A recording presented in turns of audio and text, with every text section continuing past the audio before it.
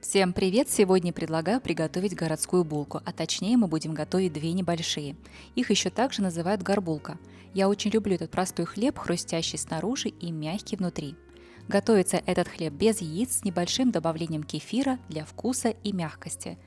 Как обычно, все ингредиенты для этого рецепта вы сможете найти в описании под видео, и также они сейчас видны на экране для вашего удобства. И давайте готовить. На две небольшие горбулки нам понадобится 160 мл теплой воды комнатной температуры. Сюда же я вливаю немного кефира, здесь у меня 60 грамм обычного кефира, без каких-то примесей или добавок.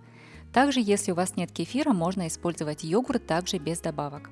Сюда же я всыпаю 5 грамм дрожжей, у меня в пакетике 5, однако я знаю, что пакетики бывают разные, поэтому отклонения по дрожжам не страшны. 6 или 7, если у вас в пакетике, тоже подойдет.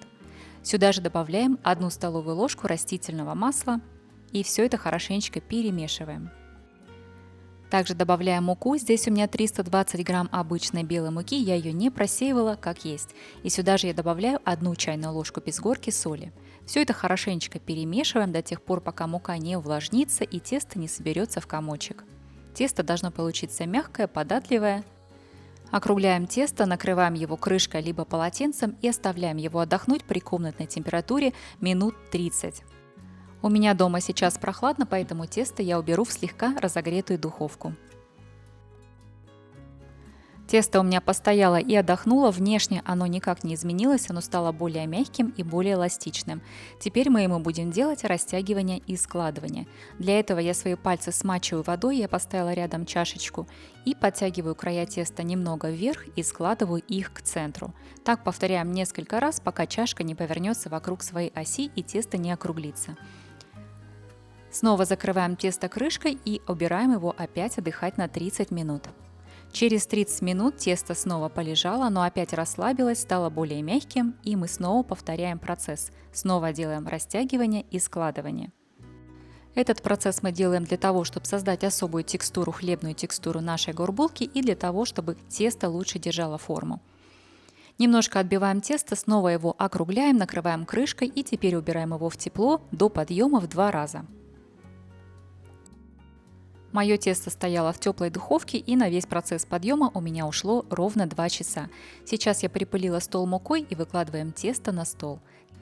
Из этого теста, конечно, можно сделать одну большую горбулку, но я же буду делать две небольшие. Если вы хотите, чтобы ваши булочки получились идеального размера, то, конечно, лучше воспользоваться весами. Я же сегодня решила поделить на глаз, поэтому рядом положила шпатель, округлила тесто и разделю тесто ровно пополам. Теперь каждый кусочек теста снова нужно будет округлить. Для этого я концы теста собрала все в центре и снова округляю заготовки. И повторяем все то же самое со вторым кусочком теста. Затем тесто накрываем пленкой либо полотенцем и оставляем отдыхать тесто на 15-20 минут при комнатной температуре. Отдохнувшее тесто становится более податливым и более мягким. Присыпаю немного муку под тесто и сверху и раскатываем его в небольшой кружок примерно толщиной около 1 см. Разворачиваем тесто, прокатываем со всех сторон, чтобы оно было ровненькое и аккуратное. И начинаем нашу заготовочку скручивать по форме рулета. Скручиваем, подщипываем края, снова скручиваем и снова подщипываем края. Вот такая в итоге заготовочка получается. Можно всегда подровнять концы или выровнять, как вам нужно, или сделать более закругленные концы. Заготовка готова, перекладываем ее на противень, закрытый пергаментной бумагой. Вторую я уже тоже подготовила и накрываем их пленочкой и снова оставляем на расстойку, пока они не увеличатся в объеме примерно на 75%. Мои булочки уже постояли и увеличились, вот так они сейчас выглядят. Сверху я их немного присыплю мукой, потому что собираюсь сделать разрез. Ну а теперь осталось только сделать один центральный разрез в середине нашего хлеба.